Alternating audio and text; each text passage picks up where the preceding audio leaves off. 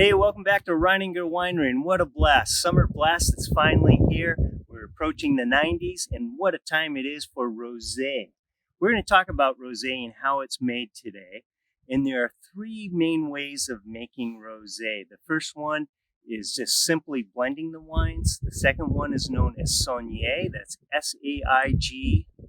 And the third one is maceration, or otherwise known as the international style of rosé. So how do we make rosé? Well, it's all about flavor and color. How do we get flavor and color in rosé? Well, it all comes from skin contact, which is a function of time on the red skins. So let's talk about the first method of making rosé. We start with a white wine, and this is known as blending rosé. So we start with lots of white wine with just a dash of red wine, and voila, you have rosé. Typically, these rosés are of lesser quality, perhaps, but that one's not too bad. The second one is known as saigner. Saigner in French means to bleed. What we do with that, it's actually centered around making red wine, not rosé. So when we bring the red grapes in from the vineyard, we'll crush and destem the red fruit, and then what's left, we have fruit macerating on the red grape skins.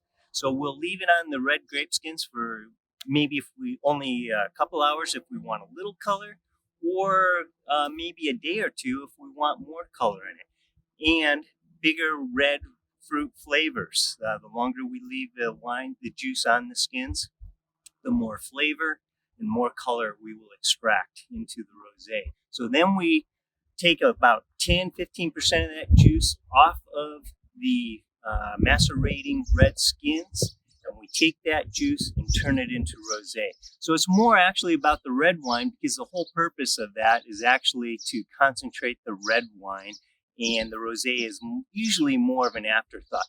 Another issue with that is the red grapes have much higher sugar content because those grapes were grown to make the red wine. So therefore that rosé, the saigner rosés, typically will have higher alcohols in them.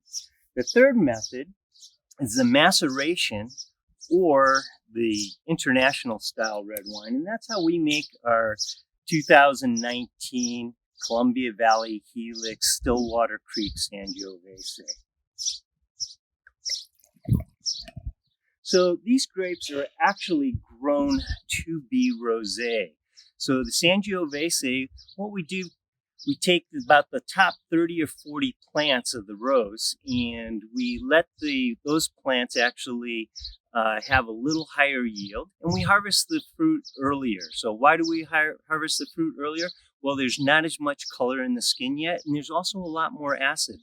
What makes rosé so wonderful and a great summer wine is the fact that they usually have a lot of acidity to it, so they're crisper, more refreshing wines.